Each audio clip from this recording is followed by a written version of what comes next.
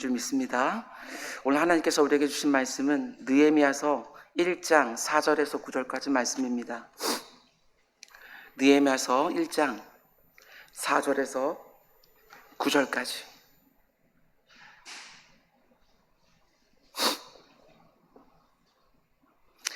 4절 한 절만 제가 봉독해 올리겠습니다. 1장 4절.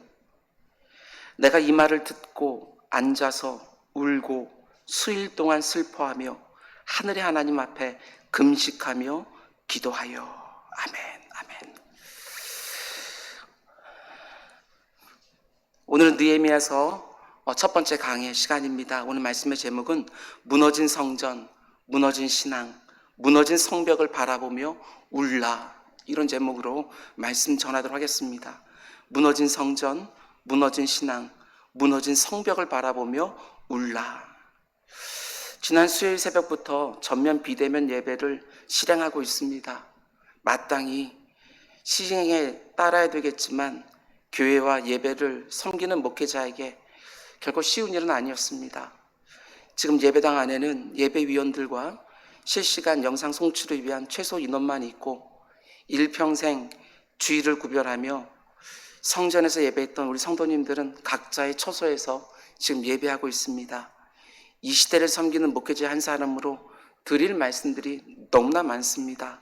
그러나 차치하고 지금 예배하는 그곳에 하나님의 임재하심이 동일하게 있는 줄 믿고 그곳에서도 신령과 진정으로 드려지는 진실한 예배가 있기를 주님의 이름으로 축원을 드립니다. 지난 시간에 말씀드린 것처럼 오늘부터 느헤미야서 말씀을 주일 예배 때마다 함께 묵상하겠습니다. 앞으로 20번 정도 설교를 통해서 13장으로 되어 있는 느헤미야서를 함께 묵상하려고 하는데 전체 주제를 이렇게 정했습니다. 재건, 무너진 성벽을 다시 세우라.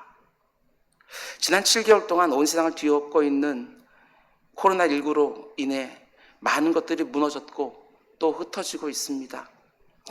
인적 교류, 물적 교류가 중단된 가운데 경제가 무너졌지요. 감염의 확산을 막기 위해 학교의 교육도 흔들리고 있습니다. 사람들과의 친밀한 유대라고 하는 관계들도 여기저기 무너지는 소리가 들립니다. 우리 그리스도인들에게 너무나 소중한 예배도 무너지고 경건한 삶의 습관도 흔들리고 있습니다. 무엇보다도 예수님은 우리에게 이 세상의 소금과 빛이 되라고 말씀하셨지만 최근 일어나고 있는 일들 가운데 오히려 이 세상을 위협하는 존재로 여김받고 말았습니다. 이 사회를 향해서 입이 10개라도 할 말이 없습니다. 이웃들을 향해서 그저 죄송하다는 말밖에 할 수가 없습니다. 그 당황스러움, 그 낯섦, 그 좌절감과 두려움, 그리고 참담함, 목회자로서 너무나 소중하게 여겨왔던 것들이 뿌리까지 흔들리는 7개월이었습니다. 육적인 것뿐 아니라 영적인 것까지 우리 인생을 지켜주고 보호해주던 이런저런 성벽들이 다 무너졌고 흔들리고 있습니다. 그 가운데 하나님이 부족한 설교자에게 주신 주제는 재건이었습니다. 무너진 성벽을 다시 세우라. 각자의 처소에서 기도할 때마다 꼭 이 기도 제목으로 하나님께 구하고 찾고 부르짖어 주시기 바랍니다. 재건, 무너진 성벽을 다시 세우라. 느헤미야서는 70년 동안 방치되어 완전히 무너져버린 예루살렘 성벽을 수많은 장애와 어려움에도 불구하고 하나님의 사람 느헤미야의 믿음과 지도력 아래 온 민족이 한 마음이 되어서 단 52일 만에 재건한 그 과정을 담고 있습니다. 여러분들보다 앞서서 느헤미야라는 사람, 하나님의 사람을 묵상하면서 많이 부끄럽기도 하고 또 많은 도전을 받기도 했습니다. 여러분과 함께 느헤미야서를 나누고 싶은 강렬한 사모함이 제 안에 있었습니다. 강의를 준비하면서 제 기도는 한 가지였어요. 하나님, 무너진 것들을 다시 세우는 사람들, 여기저기서 수많은 느헤미야들이 출현하게 하소서. 완전히 무너져버린 예루살렘 성을 단 52일 만에 재건했던 그 모든 과정들을 따라가면서 특별한 사모함을 가지고 내 삶에, 내 가정에, 그리고 우리들의 너무나도 사랑하는 교회 안에 무너진 성벽들을 하나하나 다시 세우는 복된 시간이 되기를 주님의 이름으로 축원을 드립니다. 이스라엘이 남유다와 북이스라엘로 분열되어 있을 때 하나님은 분명히 경고하셨습니다. 너희가 나를 버리고 우상을 섬기면 반드시 징계하실 거라고 엄히 경고하셨습니다. 그러나 이스라엘 백성들이 끊임없이 하나님 외에 다른 것들을 섬기고 다른 것들을 의지했습니다. 하나님이 많은 선지자들을 그때그때 보내셔서 그들에게 돌아오라고 수없이 말씀하셨지만 그들은 끝까지 하나님의 말씀을 귀를 막고 듣지 않았습니다. 물론 종교 생활은 계속하고 있었습니다. 그러나 하나님의 말씀대로 그들은 전심을 다하여 하나님 앞에 나오지 않았습니다. 결국 북이스라엘은 BC 722년에 우상 숭배하다가 아수르 제국에게 완전히 망해버립니다. 12지파 가운데 무려 10지파가 역사 가운데 사라져버렸습니다. 남유다도 BC 586년에 하나님을 떠나서 우상 숭배를 하다가 결국 바벨론 제국에 의하여 나라가 망하고 세 차례에 걸쳐서 많은 사람들이 바벨론의 포로로 끌려갑니다. 그러나 하나님은 진노 중에라도 긍휼을 베풀어 주시는 분이시지요. 회복의 약속도 동시에 주셨습니다. 70년이 차면 너희를 다시 이곳으로 돌아오게 하리라. 그들은 성전을 떠나서 무려 70년 동안이나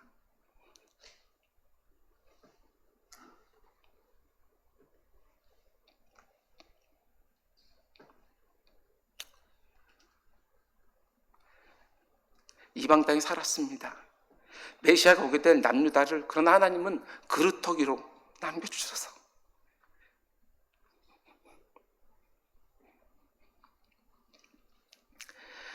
70년 포로 생활이 끝나면 바벨론에서 다시 예루살렘으로 돌아오게 해주시겠다고 다니엘과 예레미야 선지자를 통해서 약속해 주십니다.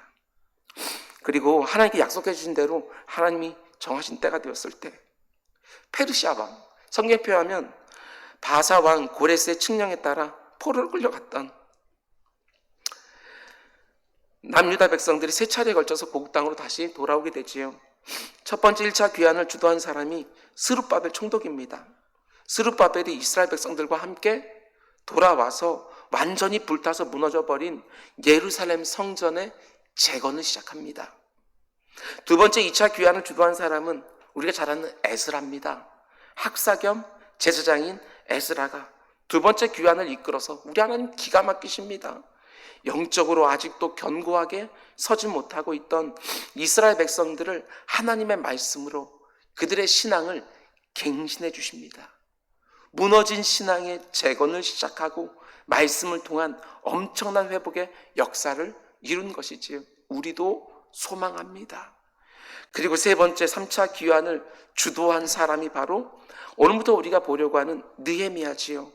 하나님이 느헤미야를 통해서 무너져 있던 성벽을 재건하게 하신 것입니다.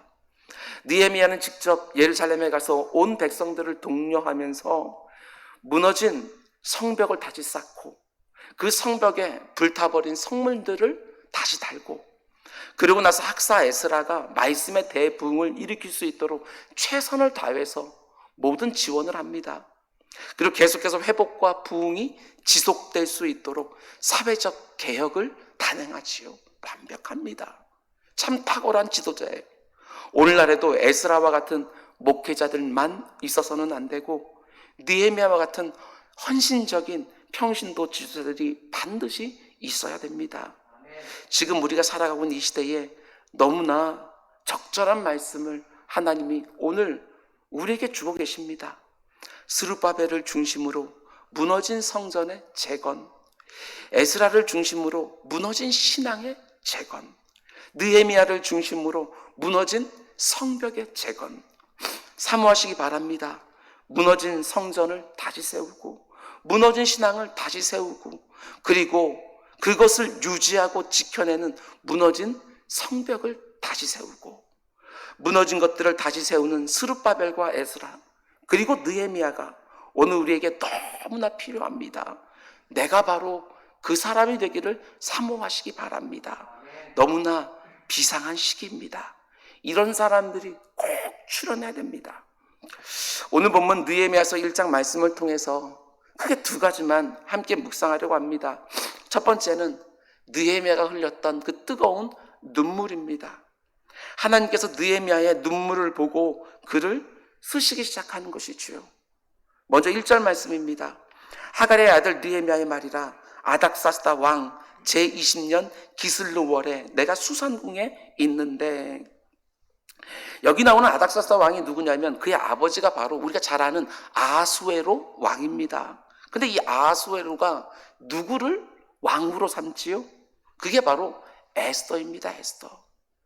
그러니까 아닥사스다의 왕의 어머니가 바로 에스더인 것이지요. 그리고 그 아닥사스다 왕에 의하여 발탁된 사람이 바로 느헤미야라는 것입니다.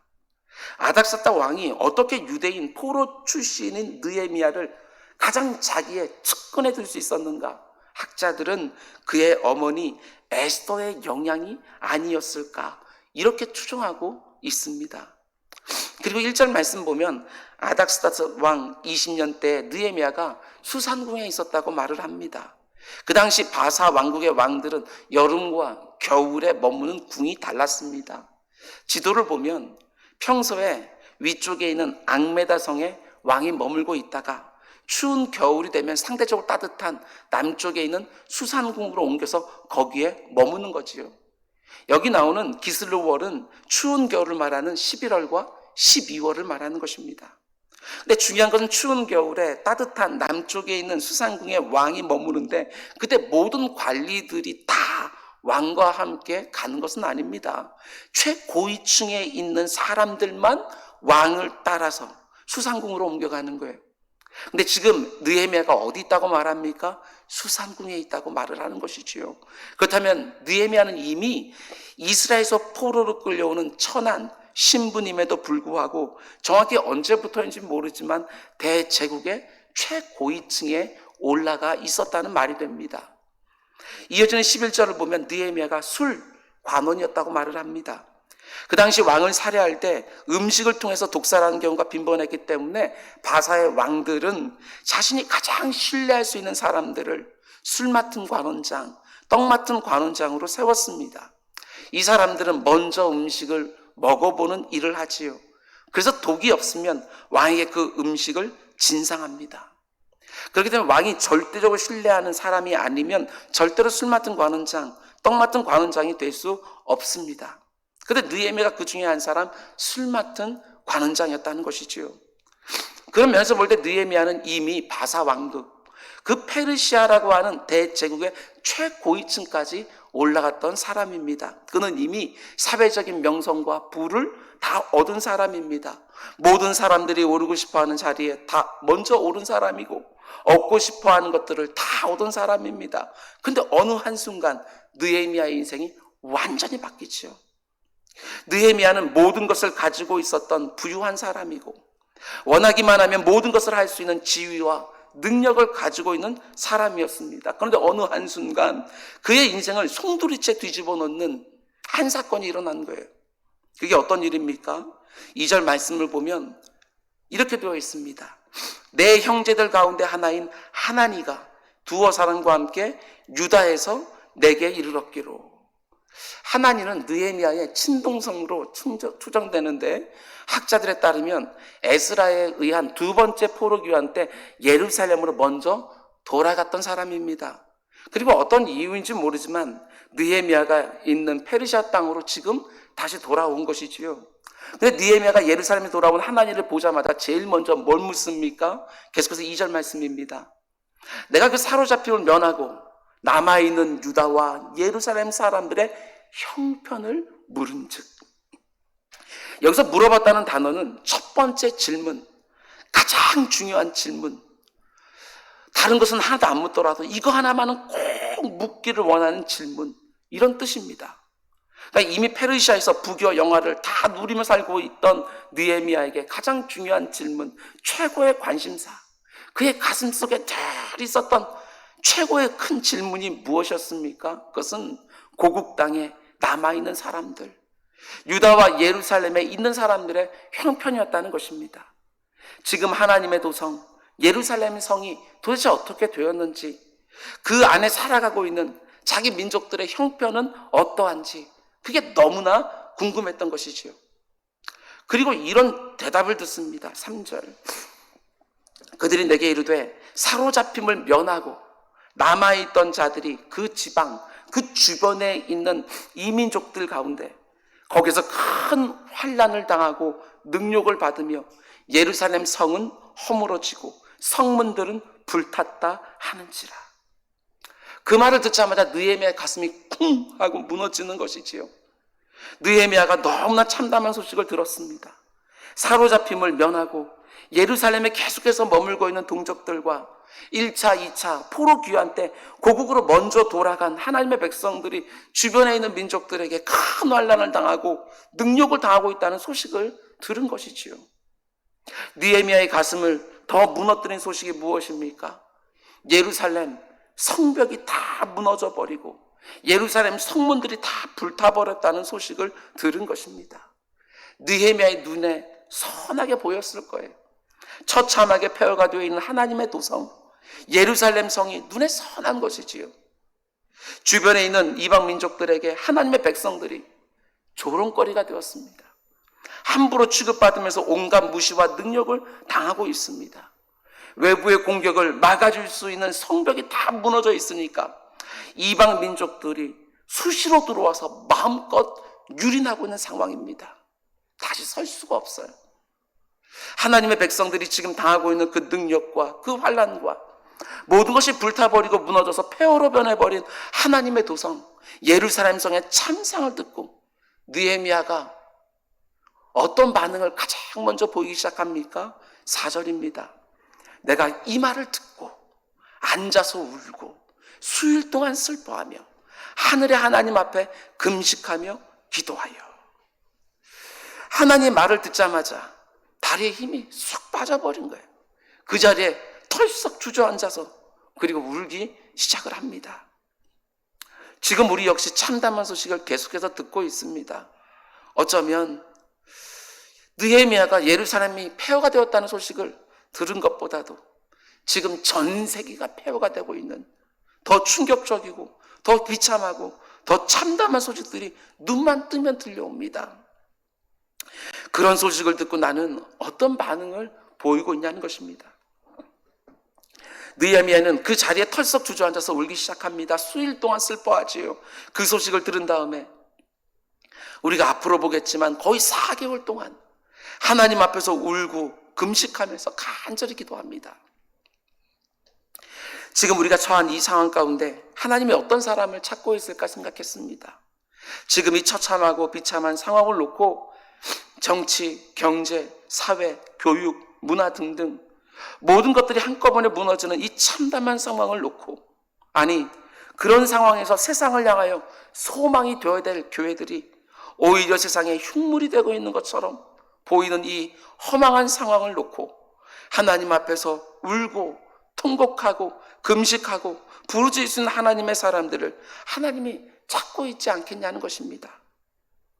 지난 화요일 오후 5시에 총리의 사회적 거리두기가 고강도로 격상되었다는 담화를 들었습니다. 정말 이러면서 계속해서 뉴스를 검색을 했습니다. 사실이었습니다. 전면 비대면 예배. 마음에 말할 수 없는 분노가 치밀어 올랐습니다. 일부 교회들과 일부 목사들과 일부 교인들을 향한 말할 수 없는 분노가 처음에 막 안에서 몰라왔습니다. 그동안 어떻게든 예배를 지키려고, 어떻게든 강단을 지키려고, 어떻게든 정해진 시간을 지키려고 그렇게 애를 썼는데 너무나 허망했습니다. 다시 집에 갔다가 교회에 돌아와서 최신 전사님과 함께 우리 교회 모든 성도님들께 전체 문자를 드리고, 문자를 보지 못할 것 같은 분들에게는 일일이 전화를 드리고, 새벽마다 함께 하루를 하나님 앞에서 말씀과 기도로 시작하는 타교회 성도님들께 문자를 드리고, 그리고 집에 돌아오는데 도무지 마음이 잡히지를 않았습니다. 거의 뜬 눈으로 밤을 새고 새벽 5시에 교회에 나와서 각자의 처소에서 함께 예배할 기도자들을 생각하면서 실시간으로 온라인 예배를 드렸습니다. 비록 온라인을 예배드리고 회중석 가운데는 아무도 없지만 그 시간은 그대로 지켜서 그대로 그 영상을 성도님들과 함께 나누면서 하루를 같이 출발하고 싶었습니다. 정말 최소한의 인원, 제가 설교하고 최질 전사님 반주하고 김준수 목사님이 영상 송출하고 일평생 새벽 예배로 하루를 함께 시작했던 몇몇 성도님들의 얼굴이 너무나 생각이 났습니다. 앞에 있는 최신 전사님이나 방송시대에 있는 김준수 목사님이랑 얼굴이라도 마주치면 눈물이 날 것 같아서 저 멀리에 있는 카메라만 바라보면서 찬송을 하고 설교를 하고 불이 다 꺼지고 기도하는 가운데 눈물이 그렇게 났습니다. 처음에는 이런 상황을 초래한 일부 교회들, 일부 목사들, 일부 교인들에 대한 원망과 분노가 가득했는데 기도하다 보니 제 자신이 지금까지 어떻게 해왔는지 그게 보이기 시작을 했습니다. 제 주변에도 목사님들 가운데 평소에 제가 도저히 받을 수 없는 말들을 하는 분들이 꽤 있었는데 저는 한마디도 하지 않았습니다. 그저 제가 섬기는 우리 교회만 안전하게 지키면 되는 것처럼 묵인하고 방조했습니다.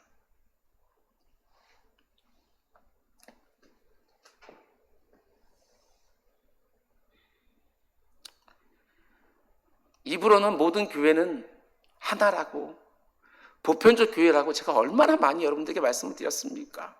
그런데 실제로는 단지 우리 교회 하나만 생각하고 지금까지 목회를 했던 것 같습니다. 다른 교회들이 어떻든 우리 교회는, 다른 목사들이 어떻든 나는, 그런데 그게 얼마나 잘못된 생각이었는지, 얼마나 이기적인 생각이었는지, 아, 교회가 정말 보편적 교회구나. 교회는 하나구나. 한 교회가 맞으면 모든 교회가 아프고,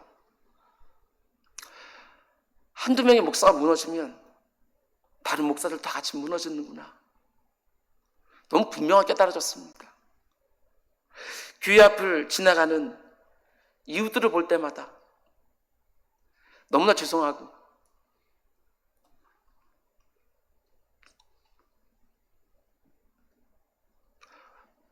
너무나 송구스럽고 심지어 두렵습니다.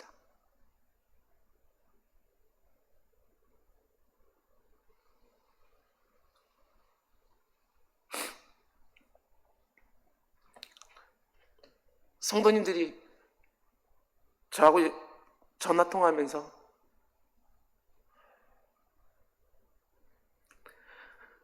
교회 다닌다고 하면 사람들이 두려워한다고,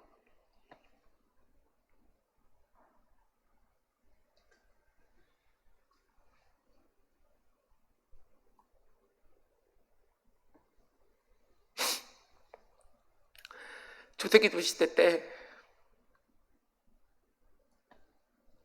사도들과 초대교회 성도들이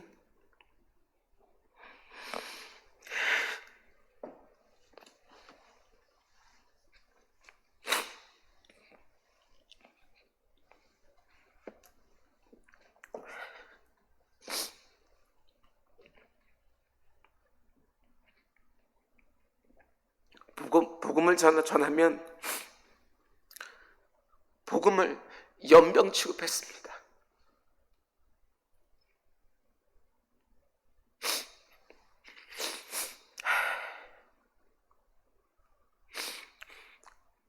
마치 연병 취급받는 것 같아서 억울한 것도 있지만, 억울해서 말하면 돌맞을까 봐.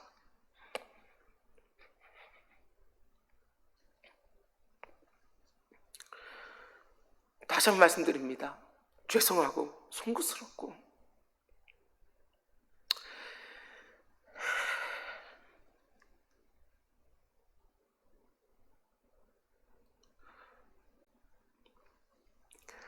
여러분, 누가 무너진 예루살렘 성벽을 다시 세울 수 있습니까? 하나님이 어떤 사람들을 스룹바벨과 에스라와 느헤미야를 삼아서 무너진 것들을 다시 세우게 하십니까? 다른 거 아닙니다. 하나님의 마음을 아는 사람들이겠지요. 하나님이 지금 상황을 보시면서 얼마나 가슴 아파하실지 그 마음을 그래도 느끼는 사람들이요. 예수님이 십자가를 지기 위해 성전이 있는 예루살렘 도성으로 들어오시다가 멀리서 그 성을 보면서 무너졌습니다. 그 당시 모든 사람들이 하나님의 임재가 있는 거룩한 도성. 그런데 우리 주님은 우셨습니다. 하나님의 도성 예루살렘에 하나님의 마음을 아는 사람이 없어서 예수님도 우셨습니다. 도무지 회개하지 않는 예루살렘을 보면서 예수님이 너무나 안타까워 우셨습니다. 그리고 들어가 채찍을 들어 상을 엎으셨습니다. 근데 문제가 뭐냐? 예수님 우시는데 우리는 안 운다는 겁니다. 하나님께 영광을 돌리며 살기를 원한다고 입으로는 외치면서도 하나님의 영광이 우리 때문에 이렇게 바닥에 떨어졌는데 우리는 털썩 주저앉지 않습니다. 주님의 몸된 교회가 세상의 소망이라고 그렇게 힘있게 말하면서도 이렇게 만물의 찢기가 되고 세상의 혐오가 되고 우려가 대상이 되고 있는데도 울지를 않습니다. 내 몸처럼 사랑해야 되는 이웃들이 이렇게 지금 격양되어 있는데도 우리는 울지를 않습니다. 여러분, 모든 것들이 무너지고 흔들리고 있는 지금 하나님은 울며 금식하며 기도하는 사람들을 찾고 계십니다. 느헤미야의 눈물에서 예루살렘의 무너진 성벽이 다시 세워지기 시작했다는 거. 느헤미야의 처음 그 부분에 느헤미야의 눈물이 시작되고 있고 거기서부터 하나님의 역사가 시작되었다는 것을 우리가 기억하셔야 됩니다. 여기저기 무너진 것들을 보면서도 마음이 하나도 안 아픈데 어떻게 그 무너진 것들을 다시 세우려고 하는 마음이나 생기겠습니까?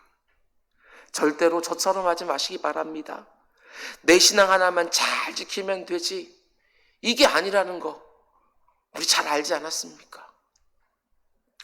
내 곁에 신앙생활 제대로 하지 못하는 분이 있다고 한다면 이제는 하나님께 지혜를 구하면서 잘 권면하여 인도합시다. 지금 이 상황에 참담함을 끌어안고 지금 이 시대에 교회 변질을 끌어안고 우리 미래의 암담함을 끌어안고 우리 다음 세대까지 끌어안고 하나님 앞에 주저앉아서 그래도 울 줄 아는 우리 모두가 꼭 되기 원합니다. 적어도 울기라도 해야 불쌍히 여겨주시기라도 하지 않을까. 그치요? 애통하는 자에게 하나님이 위로를 주시겠다고, 복이 있다고 말씀해 주셨습니다. 하나님이 그 눈물 안에 담긴 진정 어린 회개와 간절한 사모함을 보시고 무너진 것들을 다시 세운 데 필요한 지혜와 능력을 반드시 주실 것입니다. 이번 한 주 각처에서 울며 금식하며 기도하는 이 시대의 느헤미야들이 허다하게 주님 앞에 나오는 한 주가 되기를 주님의 이름으로 축원을 드립니다. 그럼 이제 두 번째로 무너진 성벽을 다시 세운 데 쓰임받은 느헤미야는 또 어떤 사람이었습니까? 그는 기도하는 사람이었습니다. 어김없습니다. 기도하는 사람을 통해서 하나님의 역사는 언제나 이루어지는 것이지요. 기도하는 그 사람이 역사를 일으키는 것이 아니라 하나님 그 기도를 받으시고 하나님이 역사하시는 것이기에 우리는 간구하는 것이지요. 본문 4절에 10절 말씀 보면 느헤미야가 하나님 앞에 기도합니다. 울고만 있으면 아무것도 해결되지 않습니다. 울고만 있으면 그냥 자기 혼자의 정서적 회복으로 끝나고 말 것입니다. 참담한 예루살렘의 상황을 듣고 수일 동안 울었다면 곧바로 해야 되는 일이 무엇이겠습니까? 이제 하나님 앞에 나아가 간절히 기도하는 것이지요. 눈물이 기도로 연결이 되어야 하나님의 역사가 시작되는 것입니다. 느헤미야가 기도하기 시작을 했습니다. 그것도 금식하며 기도하기 시작했습니다. 4절, 내가 이 말을 듣고 앉아서 울고 수일 동안 슬퍼하며 하늘의 하나님 앞에 금식하며 기도하여. 어떤 구약신학자가 말한 것처럼 금식은 인간의 간절함을 다 모아놓은 행위라고 말합니다. 모든 간절함과 모든 바램을 금식이라는 행위에 담아 하나님 앞에 전심으로 기도하는 것, 그게 바로 금식 기도지요.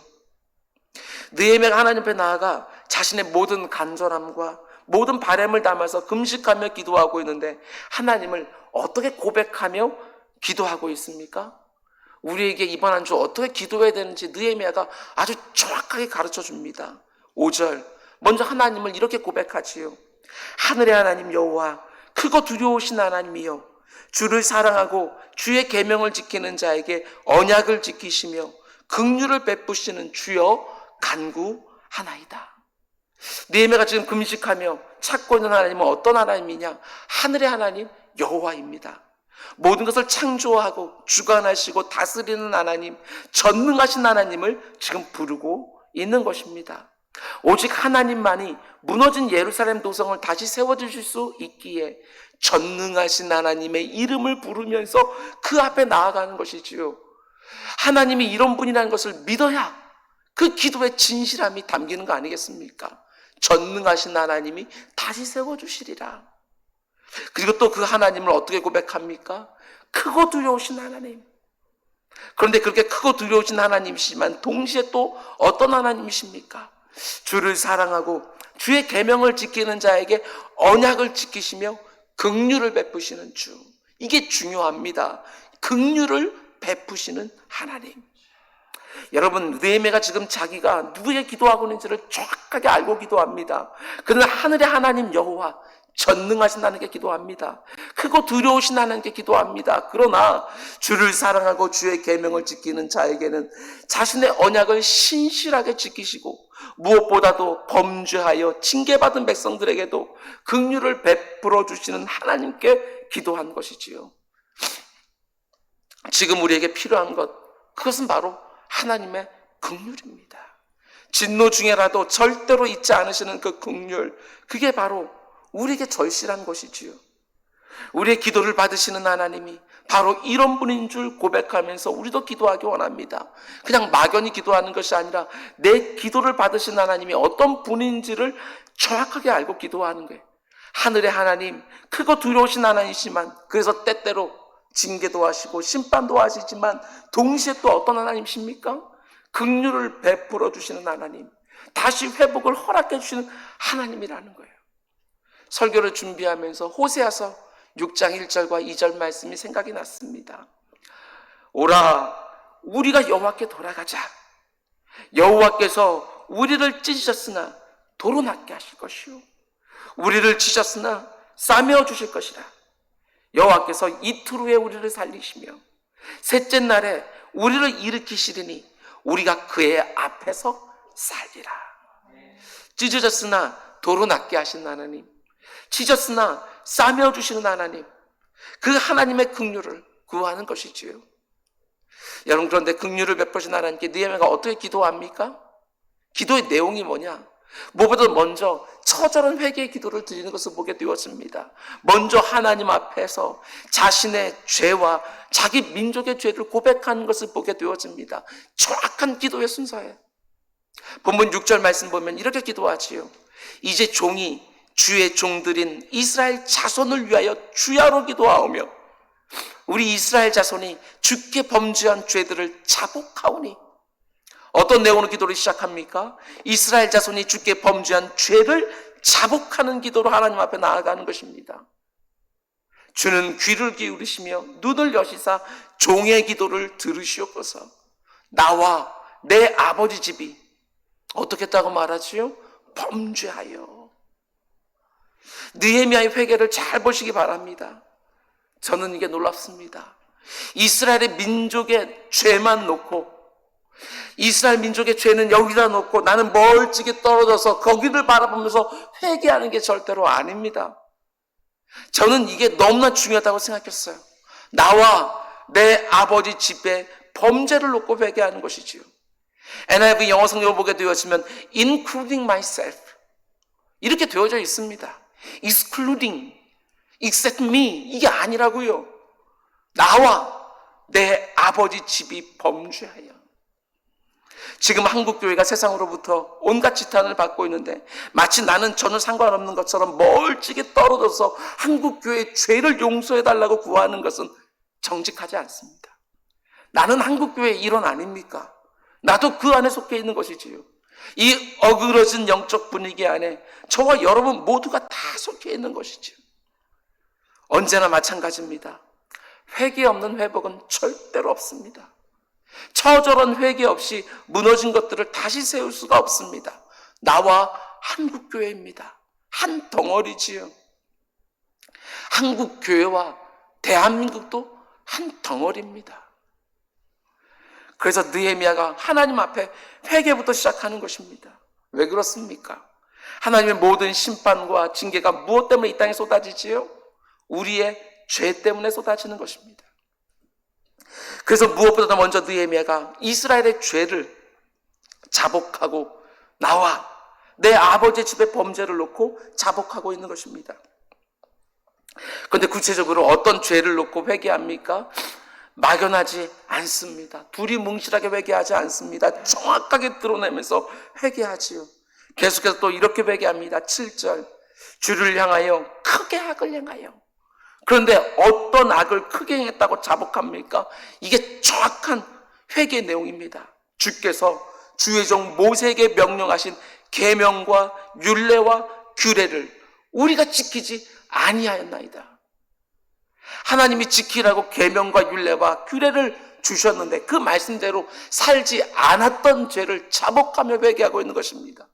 우리가 범죄했습니다. 우리가 큰 악을 행했습니다. 우리가 하나님 말씀대로 살지를 않았습니다. 우리가 하나님 말씀에 불순종했기 때문에 큰 환난을 당하고 능력을 당하고 예루살렘 성벽은 다 허물어져 버리고 예루살렘 성물들은 다 불타버리고 북이스라엘 역사 가운데 다 사라져 버리고 남유다는 70년 동안 바벨론 땅에서 수치스러운 포로 생활을 해야만 했다고 자복하는 것이지요. 지금 우리가 이런 참담한 상황에 있는 것이 이상한 일, 억울한 일이라고 생각하십니까? 아니요, 돌아보면 하나님이 지키라고 주신 계명과 율례와 규례대로 살지를 않았습니다.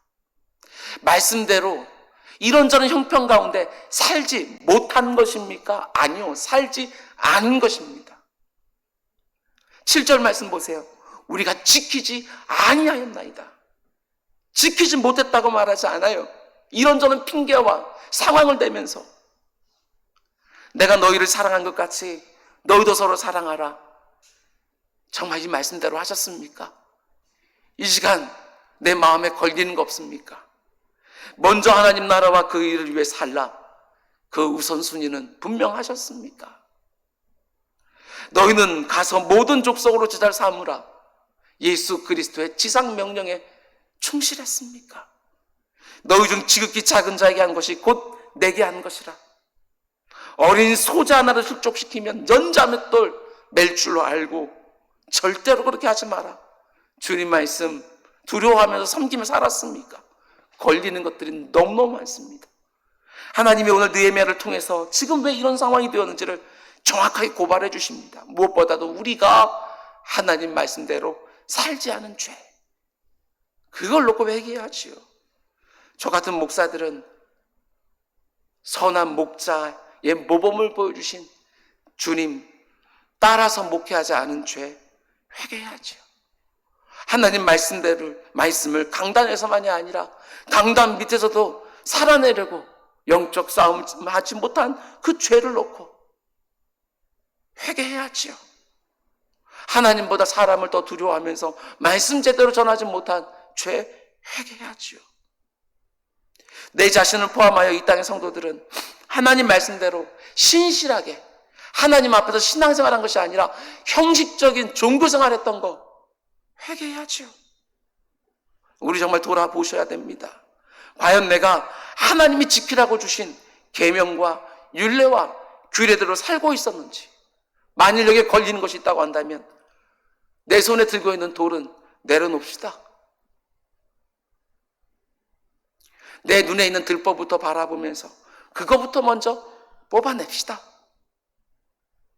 지금 상황이 결코 이상한 일, 억울한 일이 아닌 것을 인정해야 그 가운데 나와 내 아버지 집과 교회들과 나라 민족을 가지고 하나님 앞에 나가 부르짖을 수 있지 않겠습니까? 느헤미야는 무엇보다도 먼저 참회 기도를 드렸습니다. 그리고 계속해서 어떤 기도를 드립니까? 8절과 9절 말씀 보세요. 이제 간구하기 시작합니다. 근데 그것도 그냥 간구하는 게 아니라 말씀을 근거로 간구합니다. 정확한 기도예요. 지금 이 상황에 사람이 기가 막히게 말씀의 적시성을 가지고 느헤미야서 1장 말씀을 우리에게 주고 계시는 거예요. 8절과 9절. 옛적에 주께서 주의 종 모세에게 명령하여 이르시되 만일 너희가 범죄하면 내가 너희를 여러 나라 가운데 흩을 것이요 만일 내게로 돌아와 내 계명을 지켜 행하면 너희 쫓긴 자가 하늘 끝에 있을지라도 내가 거기서부터 그들을 모아 내 이름을 두려고 택한 곳에 돌아오게 하리라 하신 말씀을 이제 청하건대 기억하옵소서. 느헤미야가 기도하면서 하나님께서 모세를 통해서 하신 말씀을 근거로 기도합니다. 만일 너희가 범죄하면 내가 너희를 여러 나라 가운데 흩어버리리라. 여기 첫 번째 만일이 나옵니다. 하나님이 이미 모세를 통해서 오래전에 말씀하셨어요. 하나님 뭐라고 말씀합니까? 만일 너희가 나를 버리고 우상을 섬기면 내 말을 듣지 않으면 내가 너희를 열국 가운데 흩어버리리라. 그리고 이 말씀 그대로 북이스라엘은 아수르 제국을 사용해서 열국으로 흩어버리셨습니다. 남유다는 바벨론 제국으로 흩어버리셨습니다. 첫 번째 만일은 이미 이루어졌어요. 이미 70년이나 지났어요. 그러고 나서 느헤미야는요, 하나님이 이미 오래전에 말씀하신 두 번째 만일을 놓고 기도하는 거예요. 두 번째 만일이 무엇입니까? 9절 말씀 다시 봅니다. 만일 내게로 돌아와, 몸만이 아니라 마음까지 내게로 돌아와 내 계명을 지켜 행하면 너희 쫓긴 자가 하늘 끝에 있을지라도 내가 거기서부터 그들을 모아 내 이름을 두려고 택한 곳에 돌아오게 하리라 하신 말씀을 이제 청하건대 기억하소서. 너희가 하늘 끝에 흩어져 있을지라도 너희가 회개하면, 너희가 죄를 자복하기만 하면, 이제 다시 내 말씀대로 살기 시작하면 하나님이 어떻게 해주겠다고 약속하십니까? 너희를 다시 이곳으로 돌아오게 하리라. 이곳이 어디입니까? 내가 택한 곳으로, 예루살렘으로, 하나님의 언약의 땅으로, 성전이 있는 그 땅으로 내가 너희를 돌아오게 하리라. 이게 바로 두 번째 만일입니다. 우리가 철저하게 회개하고 하나님께 다시 돌아가면 하나님이 어떻게 해준다고 약속해 주십니까? 한마디로 회복시켜 주시겠다는 것입니다. 예루살렘으로 다시 돌아가게 해주시겠다는 것이지요. 우리가 지금 이 상황에서 정말 마음을 다해서 해야 될 일이 무엇입니까? 그것은 바로 하나님께로 몸과 마음으로 가지고 다시 돌아가야 됩니다. 하나님의 말씀대로 살지 않은 것을 진실되게 자복하고 우리의 교만과 타락과 부패와 무지를 버리고 마음을 다해서 하나님께로 돌아가야 되는 것이지요. 그러면 하나님이 우리를 다시 회복시켜 주겠다고 약속해 주셨어요. 너희가 하늘 끝에 있을지라도 내가 다시 모으리라. 내가 예루살렘으로 다시 모아주리라. 지난 7개월 동안 450명의 성도들이 흩어졌습니다. 교역자들과 구역장들이 열심히 비대면 신방을 하지만 사랑하는 교인들이 지금 어떤 영적 상태에 있는지 담임 목사인 제가 정확하게 알지를 못합니다. 너무나 염려가 됩니다. 지금 이렇게 흩어진 성도들이 다시 이곳에 모일 수 있을까? 혹시 신앙생활이 흐트러지지는 않을까? 무너지지는 않을까? 이때 연약한 믿음이 다 사라져버리고 신앙생활을 중단하는 분들은 혹시 생기지는 않을까? 그러나 하나님의 이 두 번째 만일을 다시 붙들려고 합니다. 너희가 만일 내게로 돌아와 내 계명을 지켜 행하면 너희 쫓긴 자가, 너희 흩어진 자가 하늘 끝에, 땅 끝에 있을지라도 내가 거기서부터 그들을 다시 모아주리라. 내 이름을 두려고 택한 이 성전으로 내가 다시 돌아오게 하리라. 우리 은자교회 200명이 넘는 다음 세대 보지 못한 친구들이 너무너무 많습니다. 지금 이 9시 예배는 각자의 거처에서 지금 인터넷으로 예배를 드리고 있을 터인데 우리 부장님들, 우리 교사 선생님들, 우리 간사님들 두 번째 만일을 놓고 우리 기도하기 원합니다.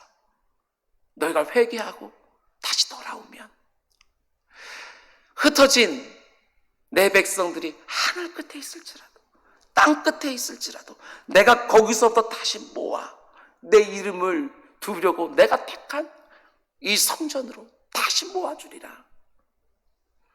두 번째 만일을 꽉 붙잡고 하나님의 긍휼과 회복을 간절히 구하는 우리 모두가 되길 주님의 이름으로 축원을 드립니다. 말씀 맺겠습니다. 이번 한 주간 우리 각처에서 계속해서 함께 기도하기를 원합니다. 애들로부터 시작해서 어른들까지 우리 교회 속한 450명의 모든 성도들이 함께 시간을 구별해 기도하기 원합니다. 전능하신 하나님이 묻기도 하시고 풀기도 하시지요.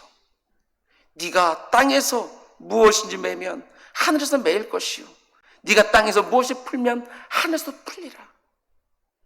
함께 모여서 기도하지 못하기 때문에 각자의 처소에서 시간을 스스로 정하시기 바랍니다.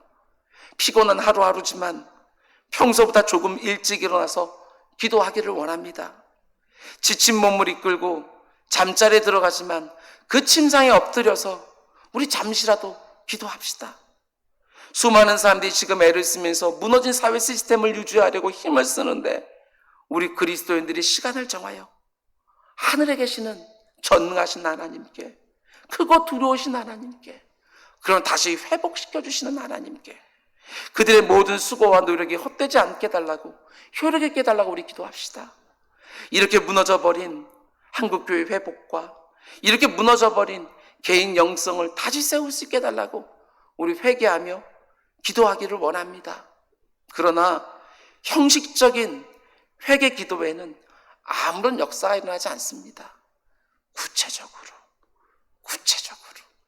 걸리는 것 한 사람 한 사람마다 내 마음속에 걸리는 거 이번 기회에 이렇게 비대면 할 수밖에 없는 상황 가운데 구체적인 한두 개라도 꺼내놓고 우리 회개합시다. 여기저기서 울며 기도하는 분이 있기를 원합니다. 느헤미야가 울었습니다. 나이가 어떻게 되는지 모르지만 느헤미야가 무너진 것들을 바라며 울었습니다. 특별히 저는 우리 남성 성도님들이 울며 기도하며 기도하기를 원합니다.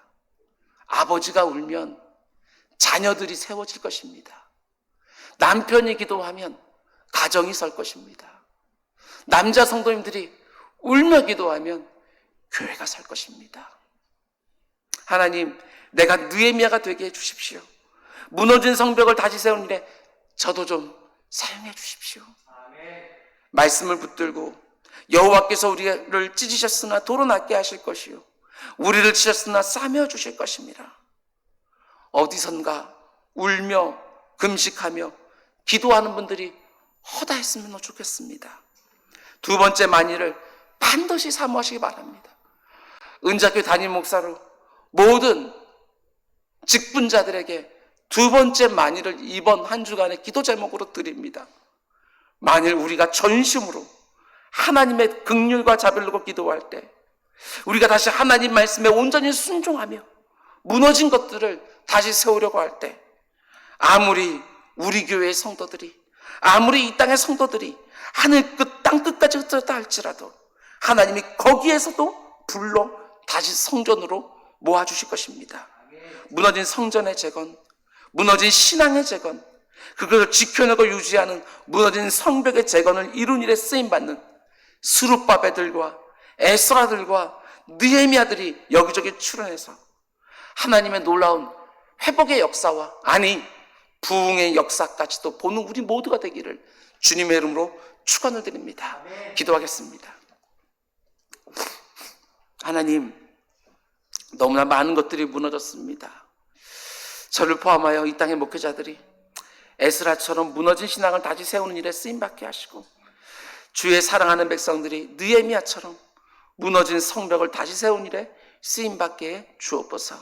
지금 이 참담한 상황을 보며 털썩 주저앉아 울며 금식하며 회개하고 회복을 위해 기도하게 하시고 무너진 예배 생활, 무너진 기도 생활, 무너진 경건한 습관들을 다시 세우는 우리 모두가 되게 해 주옵소서. 우리 그리스도인들이 교회만이 아니라 우리가 살아가는 이 세상에 무너진 것들을 다시 세운 일에 쓰임받는 재건의 도구들이 다 되게 하여 주옵소서. 예수님의 이름으로 기도드렸습니다. 아멘.